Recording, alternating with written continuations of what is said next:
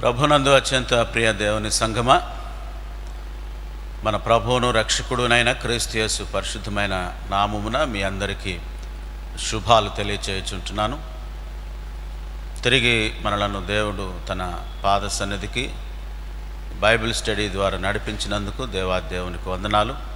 మరొకసారి సంఘపక్షంగా నేటి బైబిల్ స్టడీలోనికి మిమ్మల్ని ప్రేమతో ఆహ్వానిస్తుంటున్నాం. ప్రార్థనతోటి బైబిల్ స్టడీని మనం ప్రారంభించుకుందాం. అందరము తలలు ఉంచుదాం. మహోన్నతుడైన మా ప్రియ పరలోకపు తండ్రి, పరిశుద్ధుడవగు దేవ, సకల ఆశీర్వాదములకు కారణభూతుడవగు మా ప్రభువా, మీకు వందనాలు. గత బైబిల్ స్టడీ నుండి నేటి వరకు మీరు మాకు ఇచ్చిన ప్రతి క్షేమమును బట్టి మీకు వందనాలు చెల్లిస్తుంటున్నాం. దేవునాయన, ఈ సమయంలో మీ సన్నిధికి మేము వచ్చి ఉంటున్నాం. సంఘపక్షంగా ఈ బైబిల్ స్టడీ ద్వారా ఆధ్యాత్మికంగా మేము పొందబోయే మేలును బట్టి మీ కృతజ్ఞతలు. మీ వాక్యానుసారమైన జీవితాలు మేము జీవించుటకు నాయన మీ కృప చూపండి తండ్రి. మీ ఆత్మచేత మేము నింపబడి మీ లేఖనాలు మేము అర్థం చేసుకొని ప్రభా, వాటిని మా వ్యక్తిగత జీవితాలకును సంఘ జీవితాలకు అన్వయించుకొని ఈ లోకంలో మీ కొరకు మేము సాక్షులుగా ఉండగలిగిన కృపను మీరు మాకు దయచేయమని కోరుతుంటున్నాం. బైబిల్ స్టడీలో పాల్గొనుచున్న ప్రియ సంఘాన్ని మీరు దీవించి ఆశీర్వదించమని, ఇదిగోనైనా ఈ బైబిల్ స్టడీలో మిమ్మల్ని ఘనపరిచి మహింపరచిన కోయర్ వారిని మీరు దీవించండి. సమస్తమునైనా మీ చేతులకు అప్పగించుకుంటున్నాం. సమస్త ఘనత మహిమ ప్రభావములు మీరే పొందుకొనమని కోరుతూ మా ప్రభువును మా రక్షకుడునైనా యేసయ్య అతి శ్రేష్టమైన నామమును అడిగి వేడుకొనుచున్నాము తండ్రి, ఆమేన్. సమయంలో కొన్ని పాటలు పాడి దేవుని నామం మహింపరుద్దాం. అందుకొరకు మన సంఘ క్వైర్ వారు వచ్చి అందుకు సహాయపడవలసిందిగా వారిని నేను ప్రేమతో ఆహ్వానిస్తుంటున్నాను. హల్లెలూయా. నజరేయుడైన యేసుక్రీస్తు నామములో ఇక్కడ కూడి వచ్చిన ప్రతి ఒక్కరికి దేవుని నామంలో వందనాలు. మనందరికీ వచ్చిన పాటలు కలవరి స్తుతి కీర్తన నుంచి 107వ పాట ఆయన సంగీతము అనే పాటను పాడుకుందాం. ఆయనే నా సంగీతము, బలమైన కోటయులు, జీవాధిపతియు ఆయనే, జీవిత కాలమెల్ల స్తుతించేదను. జీవాధిపతియు ఆయనే, జీవిత కాలమెల్ల స్తుతించేదను. ఆయనే నా సంగీతము. స్తుతుల మధ్యలో నా వాసం చేసే, దూతలెల్ల పొగడే దేవుడాయనే. స్తుతుల మధ్యలో నా వాసం చేసే, దూతలెల్ల పొగడే దేవుడాయనే. వేడుచుండ భక్తుల మొరలు విని, వేడుచుండ భక్తుల మొరలు విని, దిక్కులేని పిల్లలకు దేవుడాయనే, దిక్కులేని పిల్లలకు దేవుడాయనే. ఆయనే నా సంగీతము.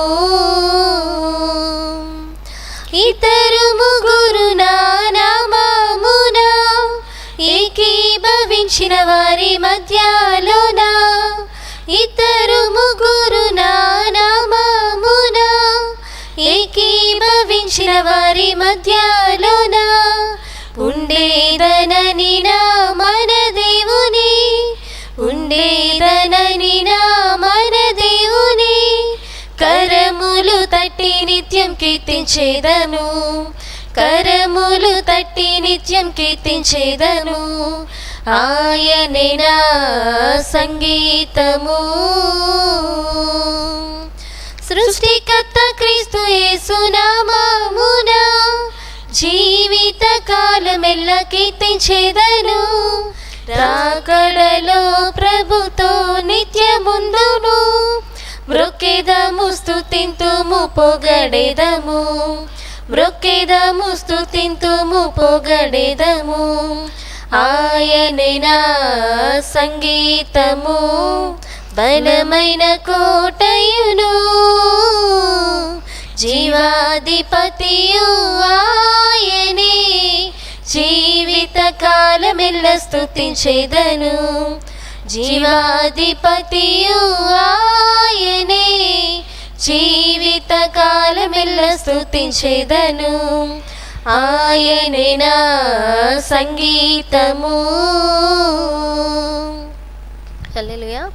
అలాగే కల్వరి స్తుతి గీతం నుంచి 103వ పాట పాడుకుందాం. నీవే చాలయ్యా యేసు, నీవే చాలయ్యా, నా జీవితానికి నీవే మేలయ్యా. నీవే చాలయ్యా యేసు, నీవే చాలయ్యా, నా జీవితానికి నీవే మేలయ్యా. ప్రేమించువాడవు, పాలించువాడవు, క్షమించువాడవు నీవేసయ్యా. ప్రేమించువాడవు, పాలించువాడవు, క్షమించువాడవు నీవేసయ్యా. నా కన్నీటిలో ఎలలు నన్ను లేవదీసిన నీవే చాలయ్యా యేసు, నీవే చాలయ్యా, నీవే చాలయ్యా యేసు, నీవే చాలయ్యా. నీవే చాలయ్యా యేసు, నీవే చాలయ్యా, నా జీవితానికి నీవే మేలయ్యా. ప్రేమించేవారు లేక పక్షినైతేనే, దరి చేర్చేవారు లేక దూరమైతేనే, క్షమించేవారు లేక దోషినైతేనే, పాప పరిహారము కోరి నిన్ను చేరితి. నా పాపాన్ని నీవోచి నన్ను మనిషి చేసిన నీవే చాలయ్యా యేసు, నీవే చాలయ్యా, నీవే చాలయ్యా యేసు, నీవే చాలయ్యా. నీవే చాలయ్యా యేసు, నీవే చాలయ్యా, నా జీవితానికి నీవే మేలయ్యా. నేను పుట్టక ముందే నీవు నన్ను చూచితివి, రూపించబడక ముందే నన్ను ఎరిగితివి.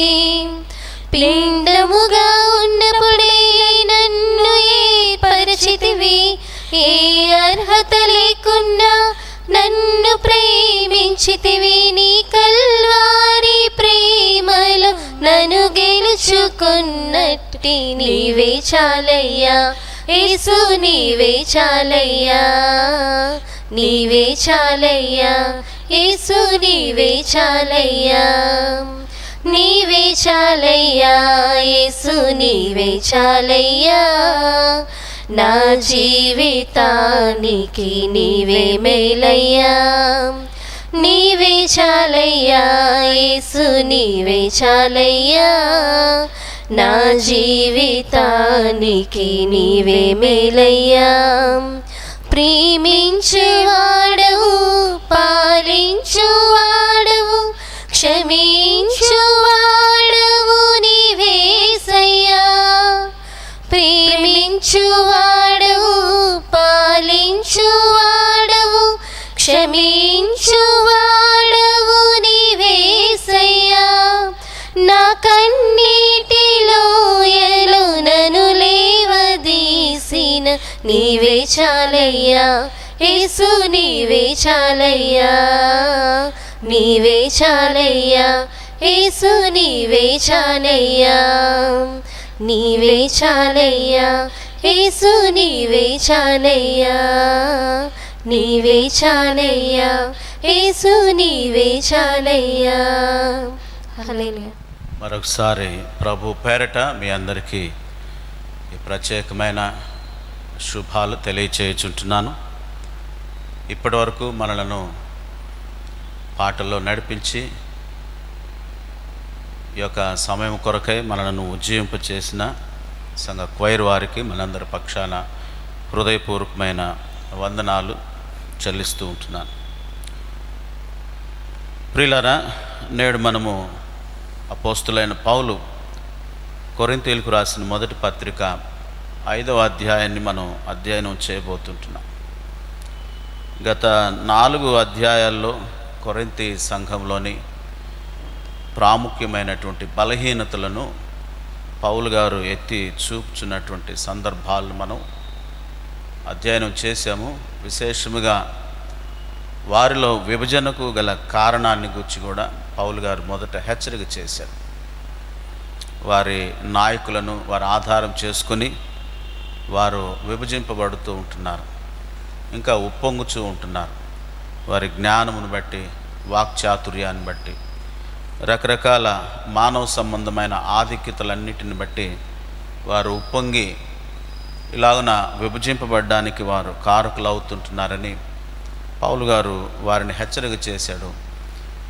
ఆ విషయంలో వారిని గద్దించి వారికి ఆ స్థితిని తిరిగి మరలా క్రమపరచుకోవడానికి కావలసినటువంటి ఆ సమాధానాన్ని కూడా దేవుడు మరి పౌలు గారి ద్వారా ఇలాగున మాట్లాడాడు.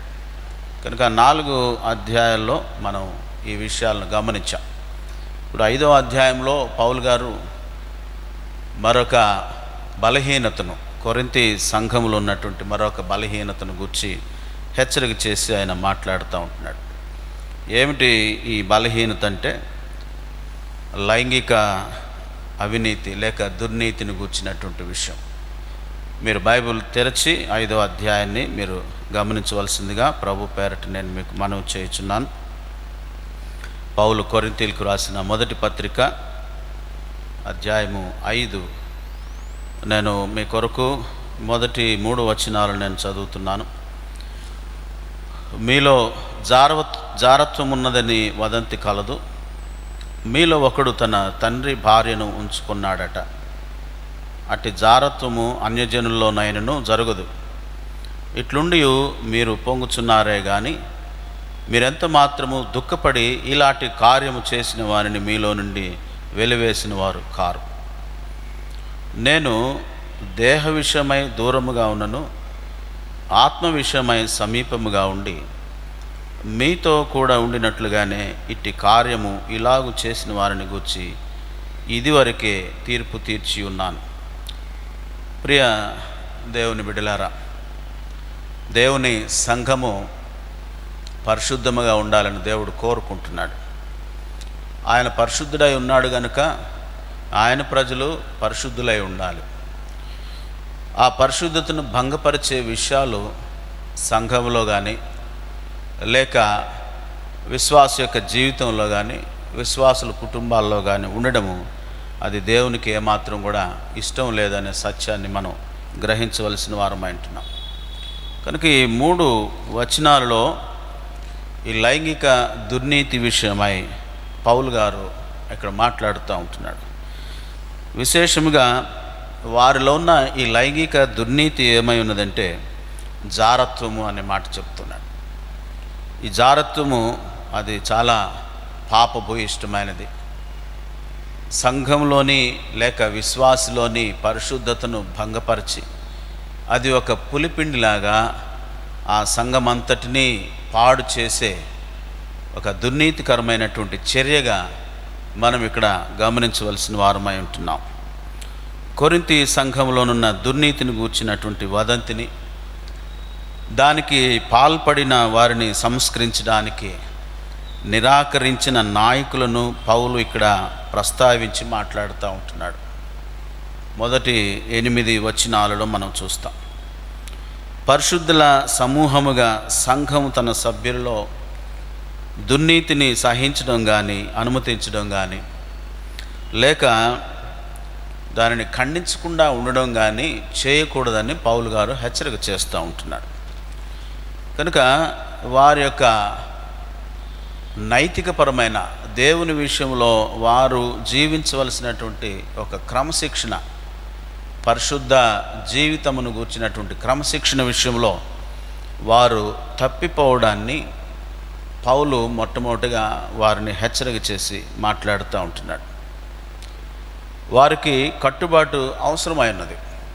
ఈ కట్టుబాటును చెడగొట్టే ఈ దుర్నీతిని, ఈ పాపమును గూర్చి పౌలు గారు మాట్లాడుచున్నప్పుడు ఈ జారత్వం అనే విషయాన్ని మనం ఒకసారి ఆలోచన చేసినట్లయితే దేవుడు తన ప్రజలకు ఆయన ఈ జారత్వాన్ని ఈ లైంగిక సంబంధమైనటువంటి పాపాన్ని దేవుడు ఖండించి దానిని దూరపరచాలని తన ప్రజలకు ఆయన ఆజ్ఞానుసారముగా ఆదేశించినట్లుగా మనం చూస్తాం. లేవీకాండం 18వ అధ్యాయం మనం ఒకసారి చదివితే, మీరు సమయాన్ని బట్టి ఆ 18వ అధ్యాయం అంతటిని మీరు చదవండి.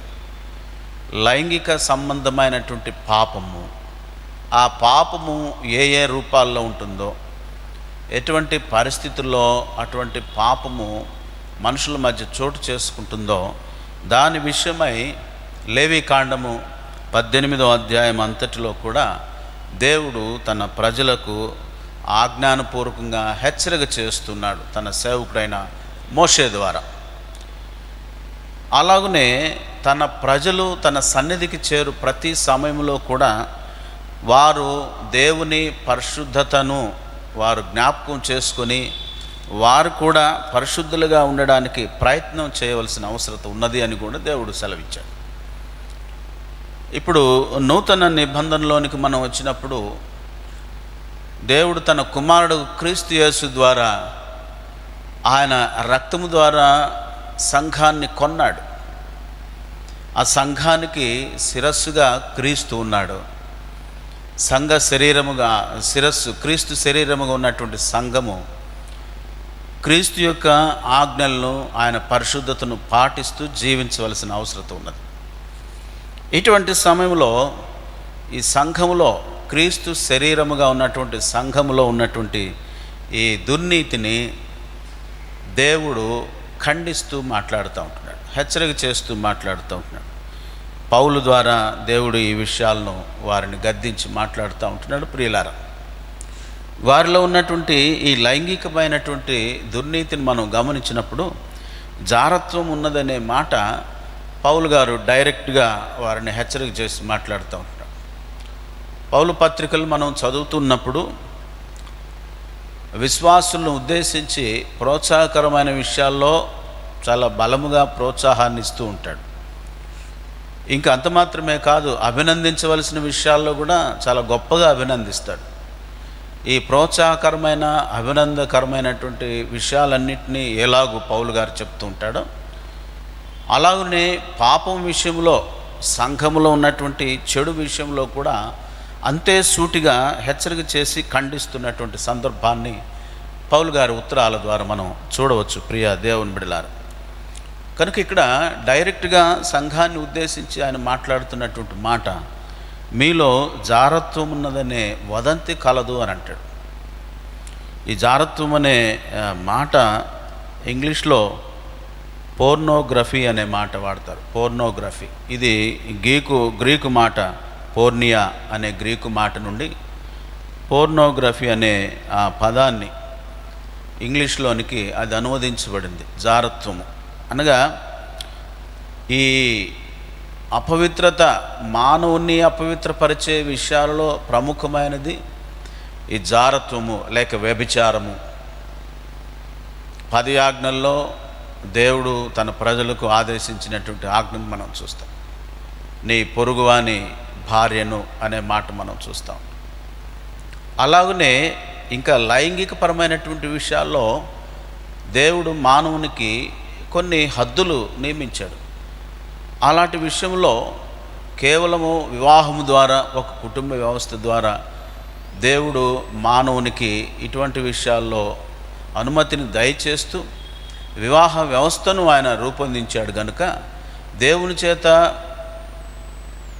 ఏర్పాటు చేయబడిన ఈ యొక్క వ్యవస్థ పరిశుద్ధముగా ఎంచబడింది. ఇటువంటి ఈ పరిశుద్ధమైనటువంటి ఈ వ్యవస్థను భంగపరిచి మనుషుల్లో కుటుంబ జీవితాల్లో వ్యక్తిగతముగా, సంఘపరముగా, సమాజపరముగా ఈ పాపాలు చోటు చేసుకొని దేవునికి దూరపరిచే సందర్భాలు ఉంటూ ఉంటాయి. ఆనాటి దేవుని ఎరగినటువంటి సమాజం క్రొత్త నిబంధన కాలంలో కూడా ఆదిమ సంఘం విస్తరిస్తున్నటువంటి సందర్భాల్లో, ఇంకా పౌలు గారు తన పరిచర్యను కొనసాగించే ఆ మిషనరీ ప్రయాణాలు ఆ సందర్భాల్లో కూడా ఆ చుట్టూ ఉన్నటువంటి ప్రపంచము, ఆసియా మైనరు, అక్కడ ఉన్నటువంటి ఆ మిగిలిన ఆ గ్రీకు సంస్కృతి కలిగినటువంటి ఆ ప్రదేశాలన్నీ కూడా విశేషముగా వారు ఆ దినాల్లో గొప్ప ఆధునికతను కలిగి ఉన్నారనే ఒక భావనలో ఉన్నారు. ఈ గ్రీకు సంస్కృతి కలిగినటువంటి ఆ సమాజం అంతా కూడా చాలా విషయాల్లో ఉన్నతముగా వారు జ్ఞానమును సంపాదించుకున్న వారుగా ఉన్నా కూడా విశేషంగా ఈ లైంగికపరమైనటువంటి విషయాల్లో వారు చాలా పాపములు కూరుకొని పోయినట్లుగా మనం చూస్తాం. ఆ పట్టణాల్లో కొరింథీ పట్టణం కానీ, ఎఫెసు పట్టణం కానీ, ఈ పట్టణాలు వ్యాపార కూడలిగా ఉన్నటువంటి ఈ పట్టణాల్లో వ్యాపార సంబంధమైన విషయాల్లో అనేక విషయాల్లో వారు అభివృద్ధి చెందుతూ ఉన్నా ఈ లైంగికపరమైనటువంటి విషయాల్లో వారు దిగజారిపోయారు. ఎందుచేతంటే వారు కలిగినటువంటి దేవతలకు సేవ చేసే సేవకురాండ్రు ఉన్నారు. వారు ఈ లైంగికపరమైనటువంటి పాపమునకు కారకులుగా ఎంచబడుతూ ఉంటున్నారు. వారినే దేవదాసీలుగా పిలుస్తూ ఉంటారు. వీళ్ళందరూ కూడా దేవాలయంలో ఈ పాపమును చేయడానికి వారందరూ కూడా ప్రోత్సాహపరిచే స్థితిలో కనుక ఆనాటి సమాజానికి ఈ లైంగికపరమైనటువంటి ఈ అవినీతి కానీ, దుర్నీతి కానీ వారు పాపముగా ఎంచేవారు కాదు, విచ్చలవిడిగా జీవిస్తుండేవారు.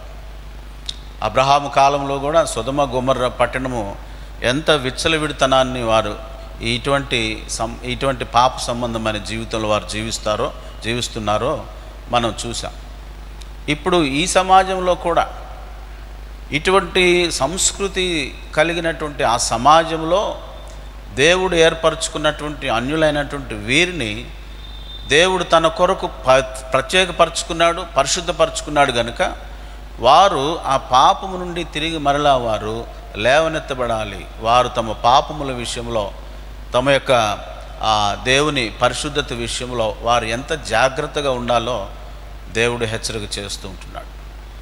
కనుక ఆ పాత స్వభావాన్ని, ఆ ప్రాచీన స్వభావాన్ని, ఆ సంస్కృతి సాంప్రదాయాలను వారు విడిచిపెట్టి ఇప్పుడు క్రీస్తులో వారు నూతనపరచబడి ఉన్నారు కనుక వారిలో తిరిగి మరలా ఆ పాప స్వభావం అనేది పొడసూపకుండా ఉండాలి.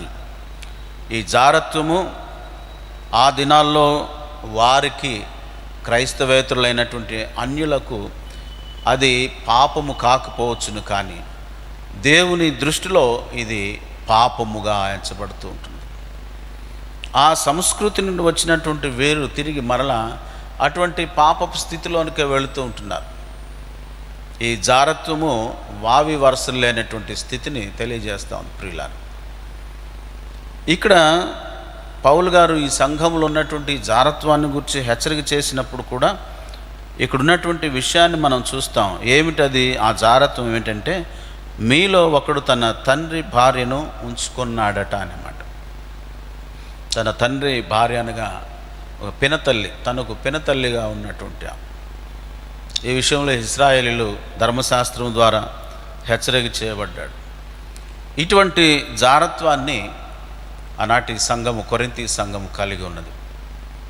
విశేషముగా పౌలు గారు ఈ జారత్వమునే, ఈ పాపమును గూర్చి తన లేఖల్లో 17 సార్లు ఆయన ఈ పదాన్ని ఉపయోగించి మాట్లాడాడు. విశేషముగా 11 సార్లు ఈ పత్రికలోనే ఆయన ఉపయోగించాడని చెప్పబడుతూ ఉంటుంది. కనుక ఈ కొరింథీ పత్రికలో చెప్పబడినటువంటి ఈ జారత్వం అనే పాపము ఈ సంఘమును ఎలాగూ పాడు చేస్తుందో పౌలు గారు వారిని మాట్లాడుతుంటున్నాడు. చూడండి ప్రియులారా, ఈ పాపము చేసినటువంటి వ్యక్తి అతడు సంఘంలో సభ్యుడై ఉన్నాడు. ఎంచేతంటే ఎవరితో పాపము చేస్తున్నాడో ఆ స్త్రీ సంఘస్థురాలు కాకపోయినా పాపము చేసే ఈ వ్యక్తి అతడు సంఘానికి సంబంధించినటువంటి వ్యక్తి. అలాగనే అతని సహవాసములో నుండి తొలగించకుండా వారు ఆ పాపమును సహిస్తూ ఉన్నారనే విషయంలో ఉప్పొంగుచూ ఉంటున్నారంట. ఆ మాట మనం ఇక్కడ చూస్తాం. అట్టి జారత్వము అన్యజనుల్లోనైనను జరగదు, ఇట్లుండియు మీరు పొంగుచున్నారే గాని మీరెంత మాత్రము దుఃఖపడి ఈలాంటి కార్యము చేసిన వారిని మీలో నుండి వెలివేసిన వారు కారు. ఇటువంటి పాపాన్ని మీ మధ్య ఉంచుకొని దానిని గురించి ఎరిగి ఉండి కూడా మీరు దానిని ఖండించడం లేదు, తీసివేయడం లేదు. ఇంకా మీరు ఉప్పొంగుచూ ఉంటున్నారంటాడు. ఉప్పొంగడం అంటే వారు ఆ పాపాన్ని సహిస్తూ ఉన్నామనే ఒక స్థితిలో, అనగా వారు అలాగను సహించడం కూడా అది దేవునిలో అది గొప్ప విషయం అన్నట్లుగా సహించుకుంటూ ఉంటున్నామనే విషయంలో వారు ఉప్పొంగుతూ ఉంటున్నారు. తమ గర్వం విషయంలో కూడా వారు ఉప్పొంగుతూ ఉంటున్నారు.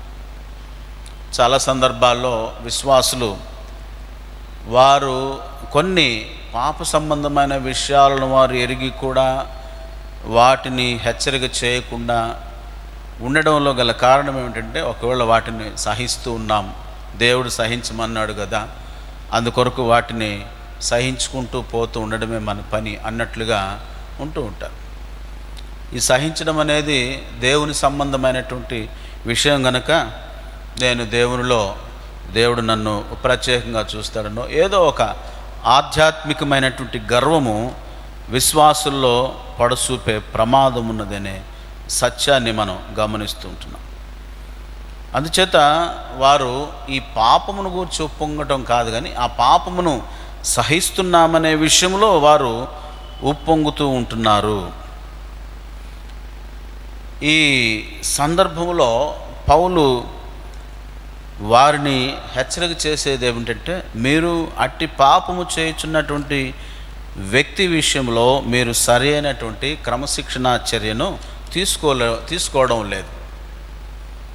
తప్పకుండా మీరు ఈ వ్యక్తి విషయంలో క్రమశిక్షణను మీరు చేపట్టవలసినటువంటి అవసరత ఉన్నది అనేది.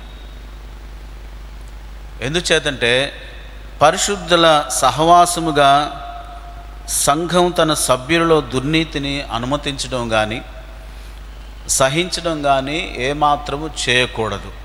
ఇది దేవుని యొక్క ఆజ్ఞ.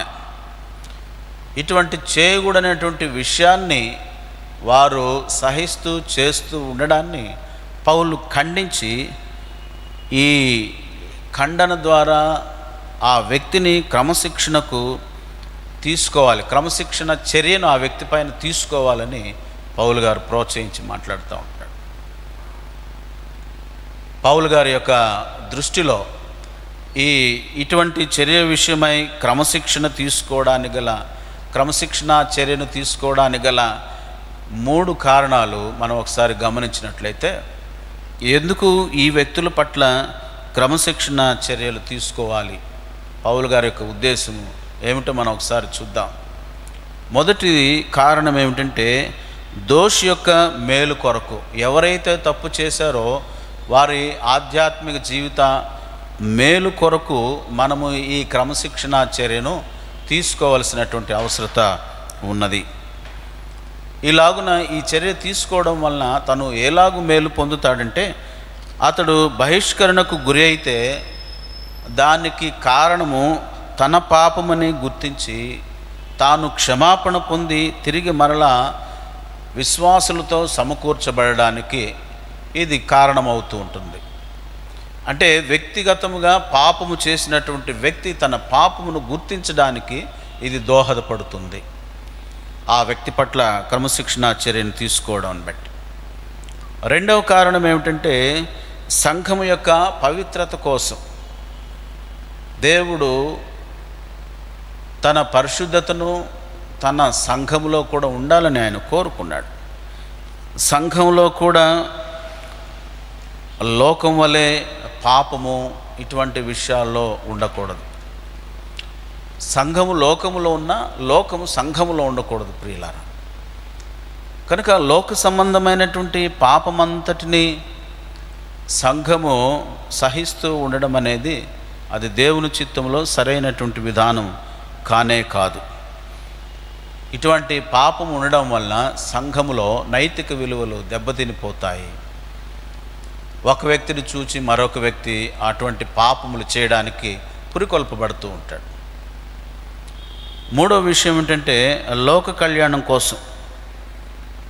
సంఘం కూడా లోకము వలె ఉంటే తిరిగి లోకములో ఉన్నటువంటి పాపులైనటువంటి మనుషులను సంఘము చేర్చుకోవడానికి దానికి తగిన అర్హత ఉండదు ప్రియులారా. ఎందుచేతంటే లోకంలో జరిగేదే సంఘంలో జరుగుతున్నప్పుడు ఇక లోకంలో ఉన్నటువంటి మనుషులను సంఘంలోనికి మనం చేర్చుకోవడానికి ప్రామాణికత ఏముంటుంది? లోకం వలె సంఘం ఉండకూడదు. కనుక లోక కళ్యాణం కొరకు సంఘము పరిశుద్ధతను పాటిస్తున్నప్పుడు లోకంలో పాపం చేసే స్త్రీ పురుషులను తిరిగి ఆ పరిశుద్ధతలోనికి చేర్చుకోవడానికే సంఘం లోకంలో ఉన్నది. అంతేగాని లోకం యొక్క పాపాన్ని సంఘం భరించడానికి లేక సంఘం కూడా జరిగించడానికి లోకంలో సంఘం లేదు. ఇది మనం జ్ఞాపకం చేసుకోవాలి. అందుకొరకు తప్పకుండా వారి పట్ల, ఇటువంటి పాపము చేసే వారి పట్ల క్రమశిక్షణ చర్యను చేపట్టవలసినటువంటి అవసరత ఉన్నది అనేది మనం ఇక్కడ గమనిస్తూ ఉంటున్నాం. కనుక క్రమశిక్షణలో పెట్టడానికి అధికారము ప్రభు అయిన క్రీస్తు నామమున మనం కూడి వచ్చినప్పుడని 4-5 వచనాలలో పౌలు గారు మాట్లాడుతాం. చూడండి, ఏమనగా ప్రభు అయిన యేసు దినమందు వాని ఆత్మ రక్షింపబడినట్లు శరీరేచ్ఛలు నశించుటకై మన ప్రభు అయిన యేసుక్రీస్తు నామమున మీరును నా ఆత్మయు మన ప్రభు అయిన యేసుక్రీస్తు బలముతో కూడి వచ్చినప్పుడు అట్టి వానిని సాతానుకు అప్పగింపవలెను. కనుక ప్రభు అయిన క్రీస్తు నామమున సంఘము కూడి వచ్చిన సమయంలో ఈ పాపమును గూర్చినటువంటి విషయమై మనము తీర్పు తీర్చవలసినటువంటి అవసరత ఉన్నది అని కూడా 4-5 వచనాలలో పౌలు గారు హెచ్చరిక చేసి మాట్లాడుతూ ఉంటున్నాడు. ప్రియులారా, వ్యక్తిగతముగా క్రైస్తవుడు తన సాటి విశ్వాసికి తీర్పు తీర్చే అధికారం లేదు. కానీ సంఘముగా, దేవుని సంఘముగా సమకూడినప్పుడు ఇటువంటి పాప విషయమై తీర్పు తీర్చే బాధ్యత, హక్కు సంఘానికి ఇవ్వబడి ఉన్నది. మత్తయి సువార్త 19వ అధ్యాయము 20వ వచనాన్ని మీరు ఆ నోట్ చేసుకొని చూడగలిగినట్లయితే అందులో ప్రభు చెప్పినటువంటి మాటలు మనం గమనించగలుగుతుంటాం. ఇంకొకటి, సంఘము క్రమశిక్షణ ఎలాగూ చేయాలి, ఆ క్రమశిక్షణ పెట్టే పద్ధతి ఏమిటి కూడా మనం చూడాలి. ఇవన్నీ కూడా మనం దేవుని వాక్యానుసారంగానే మనం గ్రహించగలుగుతుంటున్నాం. ప్రియులారా, వ్యక్తిగతంగా ఎవరు కూడా ప్రత్యేకమైనటువంటి అజెండా పెట్టుకొని మనుషుల పట్ల ఈర్ష్య ద్వేషాలతోటి వ్యక్తిగత కక్షలు కార్పణ్యాలను మనం చూపిస్తూ ఇతరులకు మనం తీర్పు తీర్చకూడదు. కానీ సంఘముగా పాపము చేసినటువంటి వ్యక్తి పట్ల ఈ క్రమశిక్షణ చర్య తీసుకునే విధానాన్ని దేవుడు అనుమతిస్తూ ఉంటున్నాడు. ఆ పద్ధతిని గురించి మనం ఒకసారి లేఖనాల్లో మనం గమనించినట్లయితే దీన్ని జరిగించే వివిధ దశలను మనకు క్రొత్త నిబంధనలో చాలా చక్కగా చెప్పబడుతూ ఉంటున్నది. మొదటి మెట్టు ఏమిటంటే మత్తయి సువార్త 18వ అధ్యాయంలో మనం చూస్తాం.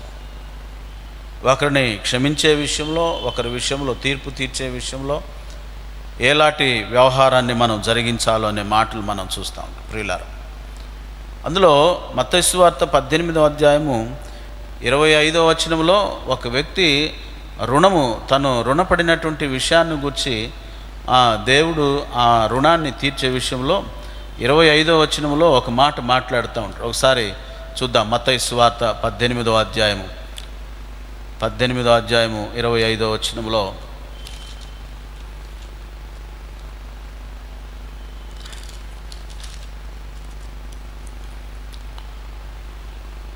ఈ క్షమించలేని దాసుని ఉపమానమును కూర్చున్నటువంటి ఉపమానంలో చెప్పబడిన మాటను మనం ఒకసారి చూస్తే, అప్పు తీర్చుటకు వాని యొద్ద ఏమీ లేనందున వాని యజమానుడు వాని భార్యను పిల్లలను వాని కలిగినది యావత్తు నమ్మి అప్పు తీర్చవలనని ఆజ్ఞాపించింది. కాబట్టి ఆ దాసుడు అతని ఎదుట సాగిలపడి మ్రొక్కి, నా ఎడల ఓర్చుకొనుము, నీకు అంతయు చెల్లింతునని చెప్పగా ఆ దాసుని యజమానుడు కనికరపడి వారిని విడిచిపెట్టి వాని అప్పు క్షమించును అనే మాట మనం చూస్తూ ఉంటాం. మొదటిగా వ్యవహరించవలసినటువంటి విషయం, మొదటి మెట్టు ఈ 25-26 ఈ వచనాల్లో చెప్పబడినట్లుగా. ఇంకా మనకు దానికి ప్రామాణికమైనటువంటి విషయము గలతీ పత్రిక 6వ అధ్యాయం 1వ వచనంలో మనం చూస్తాం. గలతీయులకు రాసిన పత్రిక 6వ అధ్యాయము 1వ వచనంలో కూడా పౌలు గారు ఈ తీర్పు తీర్చే విషయాన్ని గురించి హెచ్చరిక చేసినటువంటి సందర్భాన్ని మనం ఆ లేఖన భాగంలో చూడగలుగుతాం. ప్రియులారా, ఒకసారి గలతీయులకు రాసిన పత్రికను మనం ఒకసారి చూద్దాం.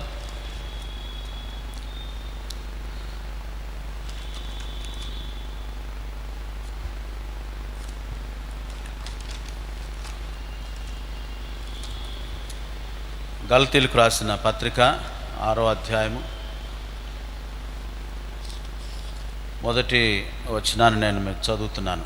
సహోదరులారా, ఒకడు ఏ తప్పిదములోనైనను చిక్కుకొని ఎడల ఆత్మ సంబంధులైన మీలో ప్రతివాడు తానును శోధింపబడునేమో అని తన విషయమై చూచుకొనుచు సాత్వికమైన మనసుతో అట్టివారిని మంచి దారికి తీసుకొని రావాలను అన్నమాట. విశ్వాసి లేక సంఘము తోటి విశ్వాసి విషయంలో తీర్పు తీర్చుచున్నటువంటి సందర్భంలో ఇదిగో ఈ నియమాలను పాటిస్తూ సాత్వికమైన మనసును మనము కలిగి ఈ విషయాలను మనం పాటిస్తూ అటువంటి వ్యక్తుల పట్ల మనము క్రమశిక్షణా చర్యను చేసుకునే విధానాన్ని మనకు అక్కడ చెప్పబడతా ఉన్నది. రెండవ మెట్టును మనం గమనించినట్లయితే మత్తయి సువార్త 18వ అధ్యాయము 16వ వచనాన్ని మీరు నోట్ చేసుకోవచ్చు. అలాగనే ఆ 3వ మెట్టు మత్తయి సువార్త 18వ అధ్యాయము 17వ వచనం. ఇక 4వ మెట్టు ఏమిటంటే ఈ 17వ వచనంలో మత్తయి సువార్త 18-17వ వచనంలో అయినను అతనిని శత్రువుగా భావింపక సహోదరునిగా భావించి బుద్ధి చెప్పుడి అని అంటాడు. అంటే వివిధ రీతులుగా దేవుడు తన ప్రజలకు తీర్పు తీర్చే విషయంలో అనగా సంఘము వారిని క్రమశిక్షణలో పెట్టడానికి వాడవలసినటువంటి వివిధ విధానాలను పద్ధతులను గూర్చి లేఖనాల ద్వారా తెలియచేయబడిన రీతిగా చేస్తూ ఉన్నప్పుడు విశ్వాసులుగా సంఘముగా ఆ వ్యక్తులను క్రమశిక్షణలో పెట్టినప్పుడు మన యొక్క మనసులు లేక మనం తీర్పు తీర్చే విషయంలో మన యొక్క మనసులు ఆ వ్యక్తులపైన ప్రత్యేకమైన వ్యక్తిగతమైన కక్షలు కానీ లేకపోతే ఇతర మనము వారిని మనసులో పెట్టుకొని వారి పట్ల మనం ఇటువంటి స్థితిలో వ్యవహరించడం అనేది జరగకూడదు అనేది. అందుకొరకే అక్కడ గలతీ పత్రిక 6వ అధ్యాయం 1వ వచనంలోనైనను ఇక్కడ మత్తయి సువార్త 18వ అధ్యాయం 17వ వచనంలో అయినను మనం గమనిస్తే అయినను అతనిని శత్రువుగా భావింపక సహోదరునిగా భావించి బుద్ధి చెప్పాలి అన్నమాట. సహోదరునిగా భావిస్తూ మనం అటువంటి వ్యక్తుల విషయంలో వారికి మనం బుద్ధి చెప్పవలసిన వారమై ఉంటున్నాం. కనుక సంఘము ఇలాంటి విషయంలో క్రమశిక్షణ విషయంలో ఈ పద్ధతిని అవలంబిస్తూ ఉన్నప్పుడు ఈ తీసుకునే సంఘపరమైన క్రమశిక్షణ చర్య అది చాలా గంభీరమైనదిగా కూడా మనం జ్ఞాపకం చేసుకోవాలి. ప్రభు అయిన యేసు దినమున వాని ఆత్మ రక్షింపబడినట్లు శరీరేచ్ఛలు నశించుటకై అట్టి వాణ్ణి సాతానుకు అప్పగింపవలెను అనే మాట మనం చూస్తాం. అంటే వాడు తన శరీరేచ్ఛలను నశింపజేసుకొని తిరిగి మరలా క్రమపరిచే విషయంలో వారిని సాతానుకు అప్పగించాలి. ఒకరిని సాతానుకు అప్పగించడం అంటే దుర్నీతిపరుడైనటువంటి వ్యక్తిని సంఘము తన సహవాసములో నుండి తొలగించడం, సంఘము తన సహవాసములో నుండి కొంతకాలము తొలగించడం అనేది. ఇలాగూ వెలివేయడం ద్వారా తిరిగి తనను సాతాను యొక్క ఆధిపత్యానికి అతన్ని వదిలివేసినట్లు అవుతూ ఉంటుంది. సాతాను యొక్క ఆధిపత్యానికి ఎందుకు వదిలివేయాలి? ప్రభు అయిన యేసుక్రీస్తు పేతురును గూర్చి మాట్లాడుతున్నప్పుడు పేతురు బొంకకు మునుపు పేతురు చాలా దుందుడుగా మాట్లాడుతూ ప్రభా అవసరమైతే నీ కొరకు నేను మరణించడానికి ఆయన సిద్ధమే అనే మాటను మాట్లాడుతూ ఉంటాడు. ప్రభు అంటాడు, పేతురు మిమ్మల్ని సాతాను జల్లెడ పెట్టాలని అనుకుంటూ ఉన్నది.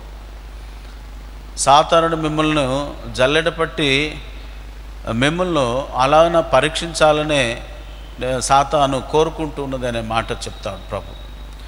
ఈ సందర్భంలో మనం జ్ఞాపకం చేసుకునవలసింది ఏమిటంటే, పేతురు ప్రభువును అప్పగింపబడిన సమయంలో ముమ్మారు తను బొంకాడు. ముమ్మారు తను బొంకిన తర్వాత తనలోని పాపం విషయమై తను గ్రహింపును కలిగి తిరిగి మరలా తన పాపమును ఒప్పుకొని దేవుని వైపు తిరిగినట్లుగా మనం గమనిస్తాం. కొద్ది సమయం తను సాతాను చేతికి అప్పగింపబడినా తిరిగి మరలా దేవునిలో తను తాను పరీక్షించుకొని తన ఆ పాపమును వదిలిపెట్టి ప్రభు దగ్గర క్షమాపణ కోరినట్లుగా మనం పేతురు యొక్క వ్యక్తిగత జీవితంలో మనం చూస్తూ ఉంటున్నాం. ప్రభునందు ప్రియ దేవుని బిడ్డలారా, కనుక సాతానుకు మనం అప్పగించడం వల్ల అంటే వాడు లోకములో తిరిగి మరలా లోకములో తను జీవించే జీవితాన్ని బట్టి, తను కలిగే ఇతర అనేకమైన చర్యలను బట్టి, లేక తన స్వాభావికమైన సందర్భాన్ని బట్టి, లేక లోకములో తనకున్నటువంటి సంబంధాలను బట్టి తను తిరిగి మరలా ఏలాగో లోకములోనికి వెళ్ళి ఆ చెడ్డ స్వభావముతో తన యొక్క జీవితంలో ఆ చెడును అనుభవిస్తూ ఉంటున్నాడో గుర్తించగలగాలి. ఆ చెడును ఎలాగో అనుభవిస్తున్నాడో తను గుర్తించగలిగి ఉండాలి. ఎప్పుడైతే ఇలాంటి గుర్తింపును తను కలిగి ఉంటాడో వెంటనే తిరిగి మరలా క్రమపరచడానికి తనను తాను దేవునికి అప్పగించుకుంటాడు. క్రమపరచుకోవడానికి ఒకవేళ అలాగని అప్పగించకుండా వారిని సంఘములోని మనం కొనసాగిస్తూ ఉంటే వారిలో తన పాపం విషయమైనటువంటి ఆ విషయాలను గూర్చిన ఆలోచన చేసుకోవడానికి మనం ఏమాత్రం అవకాశం ఇవ్వకుండా ఉంటాము. తద్వారా తను ఆ పాపమును కొనసాగిస్తూనే ఉంటాడు. అలాగున కొనసాగించి ఉంచడానికి దేవుడు ఏమాత్రం కూడా అనుమతించడం లేదు. ప్రియ దేవుని బిడ్డలారా, ఈ క్రమశిక్షణలో పెట్టడానికి కూడా దేవుని ఉద్దేశాలు ఉన్నాయి. 2 ప్రాముఖ్యమైనటువంటి ఉద్దేశాలు మనం చూడవచ్చు. సమస్యలను, ఈ భౌతిక బాధలను అనుభవించే సమయంలోనైనా ఆ దోషిగాంచబడినటువంటి వ్యక్తి పశ్చాత్తాపడి రక్షణ పొందే అవకాశం ఉంటున్నది. ఈ అవకాశాన్ని అతనికి మనం ఇచ్చిన వారం అవుతాం క్రమశిక్షణలో పెట్టినప్పుడు. ఒకవేళ క్రమశిక్షణలో పెట్టకపోతే ఆ అవకాశాన్ని సంఘముగా మనం అతనికి ఇవ్వలేని వారముగా ఉంటాం కూడా. అలాగనే సంఘంలో నుండి ఈ విధమైన ఆ పాపపు స్థితి, ఈ పాపపు పులిపిండిని తీసి పారవేసి దేవుని ప్రజలు యథార్థంగాను పరిశుద్ధంగాను జీవించడానికి మనము దోహదపడిన వారం అవుతూ ఉంటాం.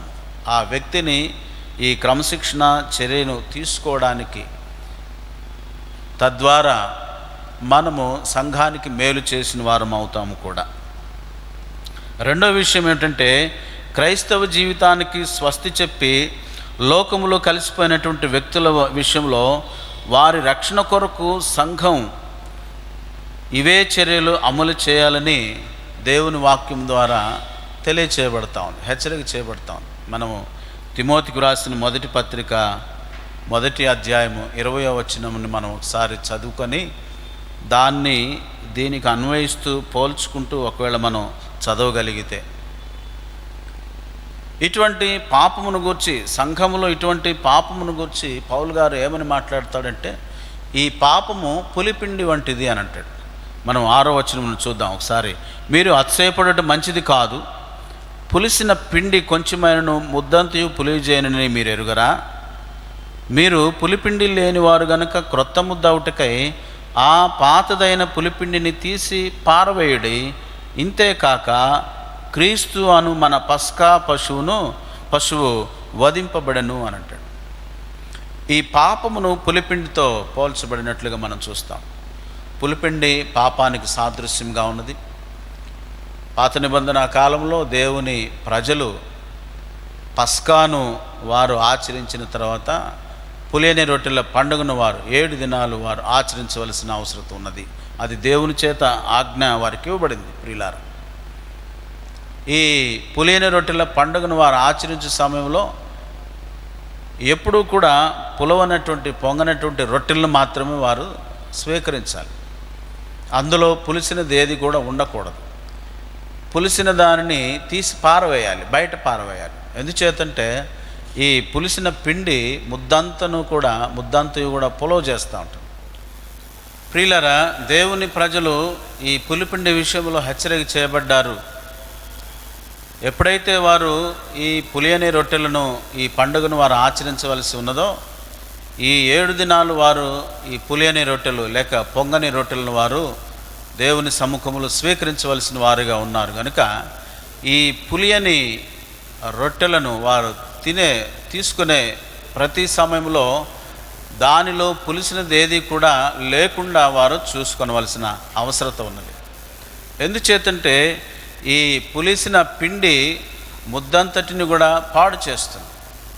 ఆ కాలంలో వారు ఈ రొట్టెలను చేసుకునే సందర్భంలో రొట్టెను ఆ పిండి పులియబెట్టడానికి కొంత ఈస్ట్ అనే పదార్థాన్ని, దానినే ఆ పులిపిండిగా ఎంచుతూ ఉంటారు. ఈస్ట్ అనే పదార్థాన్ని కలుపుతూ ఉంటారు. తద్వారా అది పిండి అంతయు కూడా పులవ చేస్తూ ఉంటున్నది. ప్రియులారా, కనుక ఈ పులిపిండి పాపమునకు సాదృశ్యంగా చెప్పబడడాన్ని బట్టి ఈ పులిపిండి ముద్దను ఎలాగ పాడు చేస్తుందో, ఇటువంటి పాపము సంఘమంతటిని కూడా ఆ పాపములోనికి తీసుకుని వెళ్తూ ఉంది. కనుక ఆ వ్యక్తి చేసినటువంటి పాపము సంఘమంతా వ్యాపించకుండేలా చూడడం, సంఘమంతా వ్యాపించకుండా ఉండేలా చూడడం సంఘం యొక్క బాధ్యతగా ఎంచబడుతూ ఉంటుంది. ఆ తర్వాత గమనిస్తున్నటువంటి లోకానికి దేవుని సంఘ ప్రమాణాలను కూడా మనం ప్రదర్శించవలసినటువంటి అవసరత ఉన్నది సంఘానికి.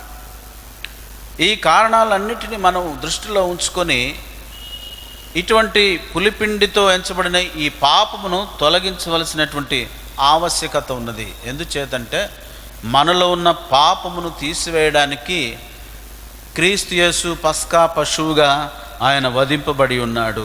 ఆ మాట 7వ వచనంలో మనం చూస్తాం. చివరి భాగములు అంటాడు, పాతదైన పులిపిండిని తీసి పారవేయడి, ఇంతేకాక క్రీస్తు అను మన పస్కా పశువు వధింపబడెను. ఎప్పుడైతే క్రీస్తు మన కొరకు పస్కా పశువుగా వధింపబడ్డాడో, మానవుని యొక్క సమస్త పాపమును ఆయన కొట్టివేశాడు. ఆ పస్కా గొర్రెపిల్ల యొక్క రక్తము ద్వారా ప్రక్షాళన చేయబడి ఉన్నది. పాపమును తొలగించి పరిశుద్ధతలోనికి దేవుడు తన కుమారుని యొక్క ఈ కార్యము ద్వారా మానవులను, పాపిని తీసుకుని వస్తూ ఉంటున్నాడు. అందుచేత దేవుడు తన కుమారుని పస్కా పశువుగా మన కొరకు వధింపబడిన తర్వాత, మనలో నూతన ఆత్మను మనం పొందిన తర్వాత, దేవుని పరిశుద్ధతను మనం పొందిన తర్వాత, తిరిగి మనలో అటువంటి పాపం ఉండకుండా మనం జాగ్రత్త పడవలసిన అవసరత ఉన్నది. ఆ దినాల్లో ఇశ్రాయేలీయులు ఐగుప్తుని విడిచి వచ్చే సమయంలో వారు పస్కాను వధించిన తర్వాత వారు ఆ రాత్రి కాలం దాన్ని భుజించి, పులియని రొట్టెతో, పొంగని రొట్టెతో వారు దానిని భుజించి తిరిగి ప్రయాణమైన తర్వాత వారికి దేవుడు ఆజ్ఞ ఇస్తాడు, దీనిని మీరు నిత్యము ఈ కట్టడిని జ్ఞాపకం చేసుకొని, దీన్ని జ్ఞాపకం చేసుకోవడానికి పులియని రొట్టెల పండుగను కూడా ఆచరించమని దేవుడు తన ప్రజలకు ఆజ్ఞాపించినట్లుగా మనం చూస్తాం. అందుచేతను ఇప్పుడు క్రొత్త నిబంధనలో ఉన్నటువంటి సంఘము కూడా క్రీస్తు అనే పస్కా మన కొరకు వధింపబడి ఉన్నది కనుక మనము పొంగని రొట్టె లేక పులియని పిండి లేని ఆ పరిశుద్ధతను, ఆ స్థితిని మనం కలిగి అలాగున దేవునిలో మనం సంతోషించవలసిన వారమై ఉంటున్నాము ప్రభునందు. ప్రియ దేవుని బిడ్డలారా, గనుక పాతదైన పులిపిండితోనైనను దుర్మార్గతయు దుష్టత్వమునను పులిపిండితోనైనను కాకుండా నిష్కాపట్యమును సత్యమునను పులియని రొట్టెతో పండుగను ఆచరించుదాం. ఎప్పుడైతే ప్రభు పస్కా పశువుగా వధింపబడ్డాడో, ఆ తర్వాత ఇశ్రాయేలులో ఆచరింపవలసినటువంటి ఈ పులియని రొట్టెల పండుగను వారు ఎలాంటి పరిశుద్ధతో వారు ఆచరిస్తూ ఉంటాడో, అలానే మనం కూడా అటువంటి పరిశుద్ధతను కలిగిన ఆ పండుగను మనం ఆచరించాలి. గనుక పులిపిండితోనైనను, ఈ పులిపిండికి సాదృశ్యంగా ఉన్నటువంటి విషయాలు దుర్మార్గతయు దుష్టత్వమును అని ఈ పులిపిండితో కాక నిష్కాపట్యమును సత్యమునను పులియని రొట్టెతో పండుగను మనము ఆచరించాలి. కనుక సంఘంలో అవిశ్వాసులైనటువంటి వ్యక్తులను సంఘము వ్యక్తిగతముగా, లేకపోతే మనుషులు విశ్వాసులు వ్యక్తిగతముగా తన మాటలతో వేధించిన అవసరం లేదు. వారిని ప్రేమగా క్రీస్తు చెంతకు నడిపించే ఈ విధి విధానాలను, ఎలాగూ వారికి ఈ క్రమశిక్షణ చర్యను వారిపై తీసుకుని వారిని ఎలా క్రమపరచాలో ఈ విషయాలను మనము లేఖనాల ద్వారా మనము తెలుసుకొనుచు ఉంటున్నాం ప్రభునందు ప్రియ దేవుని బిడ్డలారా. కనుక ఈ 9 నుంచి 13 వచనాల్లో సంఘంలోని ఇటువంటి దుర్నీతిని తొలగించవలసినటువంటి అవసరత సంఘానికి ఉన్నది. 9వ వచనం నుండి చదువుతున్నాను చూడండి. జారలతో సాంగత్యము చేయవద్దని నా పత్రికలో మీకు రాసి ఉంటిని. అయితే ఈ లోకపు జారులతోనైనను, లోభులతోనైనను, దోచుకుని వారితోనైనను, విగ్రహారాధకులతోనైనను ఏమాత్రమును సాంగత్యము చేయవద్దని కాదు. అలాగైతే మీరు లోకములో నుండి వెళ్ళిపోవలసి వచ్చును కదా. ఇప్పుడైతే సహోదరుడు అనబడిన వాడెవడైనను జారుడు కానీ, లోభి కానీ, విగ్రహారాధకుడు కానీ, తిట్టుబోతు కానీ, త్రాగుబోతు కానీ, దోచుకునేవాడు కానీ అయ్యున్న ఎడల అట్టి వానితో సాంగత్యము చేయకూడదు, భుజింపును కూడదని మీకు వ్రాయిచున్నాను. వెలుపలి వారికి తీర్పు తీర్చుట నాకేలా, వెలుపలి వారికి దేవుడే తీర్పు తీర్చును కానీ మీరు లోపటి వారికి తీర్పు తీర్చువారు గనుక ఆ దుర్మార్గుణ్ణి మీలో నుండి వెలివేయుడి అని అంటున్నాడు. సంఘము ఇక్కడ గమనించవలసినటువంటి ఒక ప్రాముఖ్యమైనటువంటి విషయం ఉన్నది ప్రియ దేవుని బిడ్డలారా. సంఘము ఎప్పుడు కూడా వెలుపటి వారికి తీర్పు తీర్చడం కాదు, సంఘము లోపల ఉన్న వారికి మాత్రమే తీర్పు తీర్చాలి. వెలుపటి వారి విషయమై సంఘానికి ఉన్నటువంటి ఆలోచన విషయాన్ని కూడా ఇక్కడ పౌలు గారు ఎత్తి మాట్లాడుతూ ఉంటున్నాడు. ఒక సందర్భంలో లోకముతో స్నేహం చేయకూడదని పౌలు గారు హెచ్చరిక చేసినటువంటి మాటలు తిరిగి మరలా ఇక్కడ ఆయన చెప్పుచున్నటువంటి మాట ఏమిటంటే, ఈ లోకపు జారులతోనైనను, లోభులతోనైనను, దోచుకుని వారితోనైనను, విగ్రహారాధకులతోనైనను ఏమాత్రము సాంగత్యము చేయవద్దని కాదు. అలాగైతే మీరు లోకములో నుండి వెళ్ళిపోవలసి వచ్చును కదా. 10వ వచనములో ఈ మాట అంటున్నాడు. చాలామంది విశ్వాసులు లోకములో ఉన్న మనుషులతో సంబంధ బాంధవ్యాలు పెట్టుకోవడానికి చాలామంది ఇష్టపడకుండా ఉంటారు. ఒక రకంగా పాపమునకు వారు దూరముగా ఉండాలనే ఆలోచన ఇలాగున వారిని ప్రేరేపించినా కూడా మనం లోకంలో ఉన్నాము గనుక లోకంలో ఉన్నటువంటి ఇతర మనుషులకు మనము మాదిరికరముగా ఉంటూ వారిని ప్రభు వైపుకు నడిపించవలసినటువంటి అవసరత ఉన్నది. అంటే నువ్వు ఎప్పటికీ వారితో సహవాస సంబంధాలు కలిగి ఉండకుండా, వారితో మాట్లాడకుండా, వారితో నువ్వు ఎటువంటి సంబంధాన్ని కలిగి ఉండకుండా నీవు దూరంగా ఉంటూ నీ వ్యక్తిగత భక్తి విశ్వాసాలని కొనసాగించుకుంటూ ఉండడం ద్వారా అది నీకు మాత్రమే ప్రయోజనం కానీ లోకానికి ప్రయోజనం కాదు. ఎందుచేతంటే లోకములో అనేక మంది నశించుచున్న వారు ఉన్నారు. ఈ నశించుచున్న వారి పట్ల విశ్వాసిగా, సంఘముగా మనకు దేవుడు ఒక గొప్ప బాధ్యతను అప్పగించాడు. ఈ బాధ్యతను మరచి చాలామంది తమకు తాము ప్రత్యేకపరుచుకొని వారికి వారే గిరి గీసుకొని ఆ గిరిలోనే బ్రతకాలని కోరుకునే విశ్వాసులు, అటువంటి విశ్వాస సమూహాలు మనం గమనిస్తూ ఉంటున్నాం ప్రియులారా. ఒకవేళ అలాగ ఉండాలనుకుంటే మనం లోకములో నుండి దూరంగా వెళ్ళిపోవాలి. ఎక్కడో అడవుల్లోకో మనం వెళ్ళిపోయి ఒక్కళ్ళమే ఒంటరిగా జీవిస్తూ ఉండవలసినటువంటి అవసరం ఉంది. కానీ నీ వలన లోకము ప్రయోజనం పొందాలి. ఎందుచేతంటే ఆ పాపం అనే స్థితిలో ఉన్నటువంటి మనుషులు అనేక మంది దేవునిలోనికి నడిపించబడాలి, రక్షింపబడాలి. అందుకొరకు వారి విషయంలో నీవు నీ పవిత్రతను కాపాడుకుంటూ వారి విషయంలో నీవు వ్యవహరించవలసినటువంటి విధానాన్ని ఒక మార్గదర్శకాన్ని లేక ఒక మాదిరిని కొనసాగిస్తూ లోకంలో నీవు జీవిస్తూ ఉండాలి.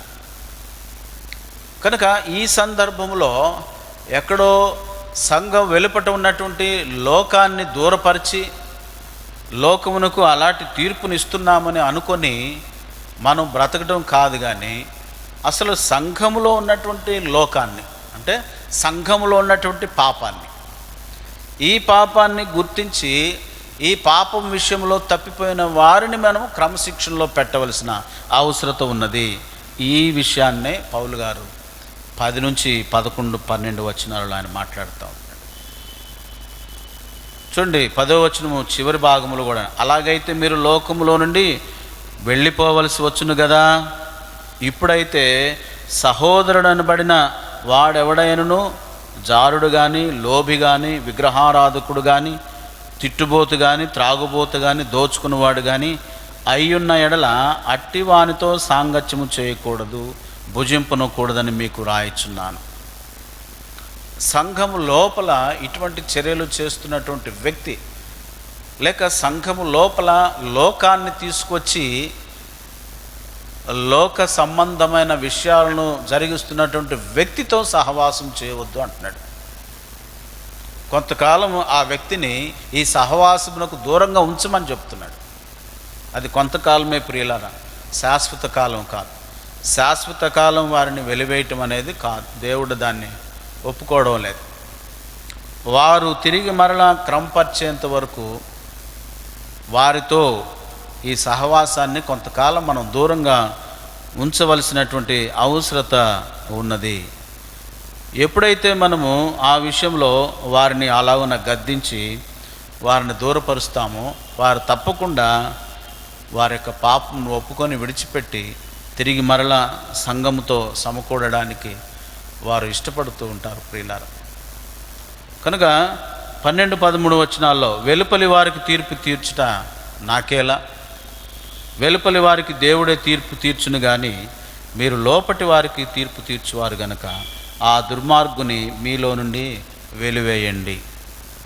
లోకానికి తీర్పు తీర్చే పని దేవునిది. అది దేవుడే తన కుమారుని యందు విశ్వాసం ఉంచని వారందరినీ ఆయన తీర్పులోనికి తీసుకువస్తాడు. వారికి తగిన శిక్షను ఆయన విధిస్తాడు.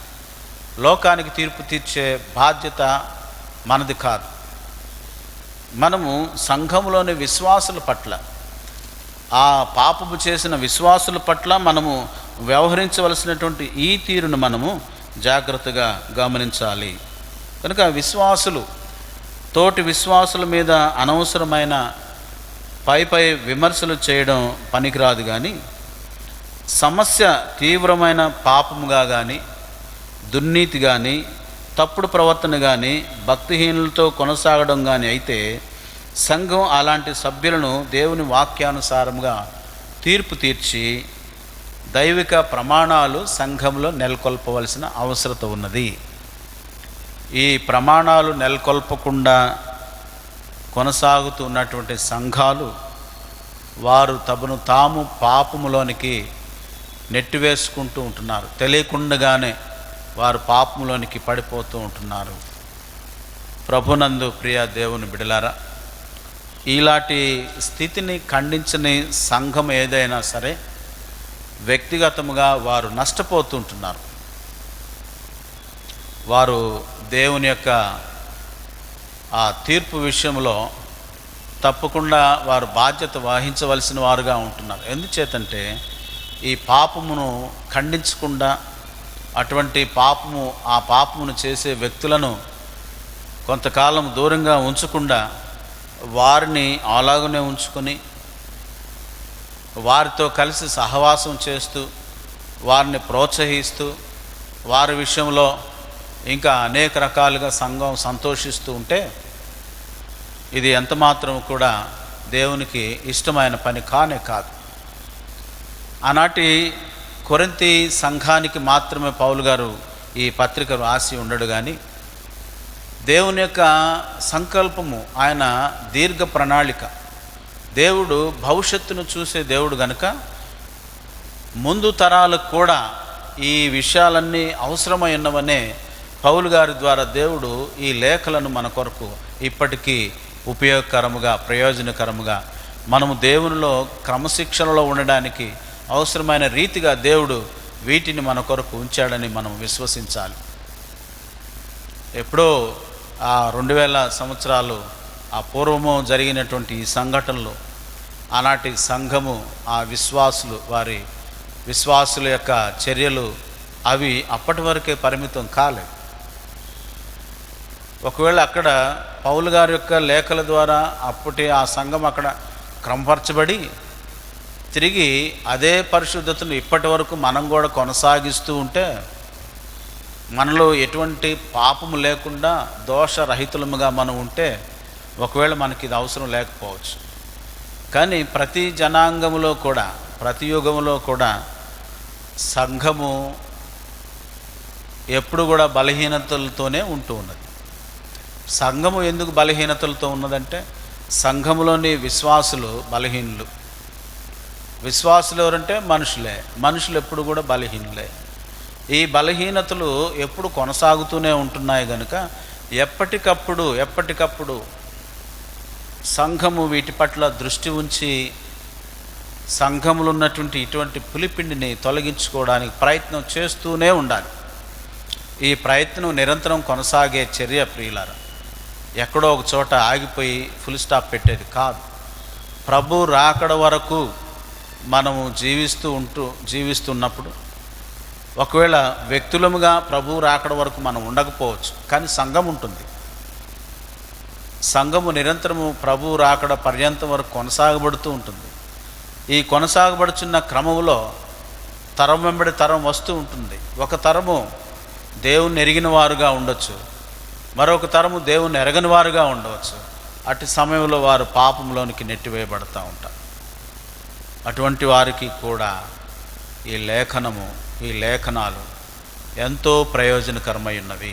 ఆధ్యాత్మికంగా వారు పాపంలోనికి వెళ్లకుండా హెచ్చరిక చేయబడడానికి దేవుని యొక్క ముందు చూపు, దీర్ఘాలోచన ఎంత గొప్పదో మనం గ్రహించవలసిన వారమై ఉంటున్నాం. ప్రభునందు ప్రియ దేవుని బిడ్డలారా, నేటి సంఘాలలో కూడా ఈ పాపము, ఈ పులిపిండి సంఘాలలో ఉంటూ సంఘం యొక్క పరిశుద్ధతను పాడు చేస్తూ ఉంటుండగా, ఒకసారి మనము ఈ పులిపిండి సంబంధమైన పాపము మన వ్యక్తిగత జీవితాల్లో కానీ సంఘంలో కానీ ఉంటే దేవునికి అప్పగించుకుందాం. ఆ విషయంలో దేవుడు మనల్ని తిరిగి మరలా క్రమపరిచినట్లుగా దేవుని కృప కొరకు మనం వేడుకుందాం, ప్రార్థన చేసుకుందాం. దయగల మా తండ్రి, పరిశుద్ధుడగు దేవా, మీకు వందనాలు. నేటి బైబిల్ స్టడీ ద్వారా మీరు మాతో మాట్లాడినందుకు మీకు కృతజ్ఞతలు నాయన. విశేషముగా అపోస్తులైన పౌలు ఈ కొరింథీయులకు రాసిన మొదటి పత్రిక 5వ అధ్యాయంలోని జారత్వం అనే పాపమును గురించి హెచ్చరిక చేయబడి ఉంటుండగా, ఈరోజు నాయన మేము ఈ అధ్యాయాన్ని ధ్యానం చేశాం. ఆనాటి విశ్వాసుల యొక్క అపవిత్రతకు హెచ్చరికగా పౌలు గారు ఆ లేఖ వ్రాసి ఉండవచ్చు, కానీ అది నేటికి రాబోయే తరానికి కూడా ఇది ప్రయోజనకరమని మేము నమ్ముతుంటున్నాం. నేడు ఉనికిలో ఉన్నటువంటి మేము ఈ పాపపు విషయంలో తండ్రి ఒకవేళ అప్పటి కొరింథీ సంఘం వల్ల ఉప్పొంగుచున్నామేమో, ఈ పాపపు విషయంలో హెచ్చరిక లేకుండా, గద్దింపు లేకుండా జీవిస్తూ ఉంటున్నామేమో. ఈ విషయమై హెచ్చరిక మేము ఈ దినం పొందుతూ ఉంటున్నాం. కృప చూపండి, సహాయం దయచేయండి. సంఘము ఆధ్యాత్మికంగా దేవునిలో అంతకంతకు ఎదుగుటకు నాయన ఈ చర్యలు అవసరమని మేము మరొకసారి గుర్తు చేయబడ్డాం కనుక ఈ అధ్యాయం మేము ధ్యానించడం ద్వారా సంఘానికి వ్యక్తిగతముగా ఆధ్యాత్మిక ప్రయోజనం చేకూరనని మేము నమ్ముతూ ఈ దినం మీరు మాతో మాట్లాడినందుకు మీకు వందనాలు చెల్లిస్తాం. ఎందరూ ఈ బైబిల్ స్టడీలో పాల్గొన్నారో అట్టి వారందరిని మీరు దీవించి ఆశీర్వదించమని, మీ కృపలో మమ్మల్ని బలపరిచి భద్రపరచమని యేసు పరిశుద్ధ నామమున అడిగి వేడుకొనుచున్నాము తండ్రి. ఆమేన్. పరలోకమందున్న మా తండ్రి, నీ నామం పరిశుద్ధపరచబడును గాక, నీ రాజ్యం మాకొచ్చును గాక, నీ చిత్తం పరలోకమందు నెరవేర్చినట్లు భూమి యందును నెరవేరును గాక. మా అనుదిన ఆహారం నేడు మాకు దయచేయము. మా ఎడల అపరాధములు చేసిన వారిని మేము క్షమించినట్లు మా అపరాధములను క్షమించు. మమ్మలను శోధనలోనికి తేక కీడు నుండి తప్పించు. ఎందుకనగా రాజ్యము, బలమును, మహిమయు నిరంతరమును నీవై ఉన్నావు తండ్రి. ఆమేన్. మన పరమ తండ్రి అయిన దేవుని ప్రేమయు, ప్రభువును రక్షకుడునైన యేసు క్రీస్తు కృపయు, ఆదరణకర్తయగు పరిశుద్ధాత్మని యొక్క అన్యోన్య సహవాసం ఈ బైబిల్ స్టడీలో పాల్గొన్న ప్రియులైన వారందరికీ సదాకాలము తోడైండును గాక. ఆమేన్. ఆమేన్. అందరికీ వందనాలు. దేవుడు మిమ్మల్ని దీవించి ఆశీర్వదించును గాక. ఆమేన్.